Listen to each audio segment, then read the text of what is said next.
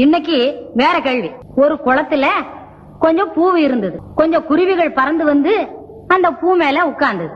ஒவ்வொரு பூவுலையும் ரெண்டு ரெண்டு குருவியா உட்கார்ந்தா ஒரு பூ மிச்சம். ஒவ்வொரு குருவியா உட்கார்ந்தா ஒரு குருவி மிச்சம்.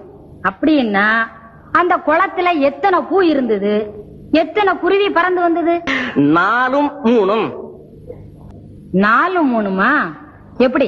அவன் என்ன சொல்றான் தெரியுமா? 3 பூவு 4 குருவி அப்படி பறந்து வந்தது. ரெண்டு ரெண்டா குருவி உட்கார்ந்தது, ஒரு பூ மிச்சம். அப்புறம் பறந்தது, குருவி ஒவ்வொன்னா உட்கார்ந்தது, இப்ப ஒரு குருவி மிச்சம். மகளே, அடுத்த கேள்வி என்ன? வாங்க, இத படிச்சு சரியான அர்த்தம் சொல்லணும். உப்புமா மாமா மாமா அது ஒன்னா எண்ணு, எத்தனை மான்னு எண்ணு. உப்புமா 1மா 2மா 9மா 10மா உப்புமா 10மா உப்புமா 10மா மாலையை போடு.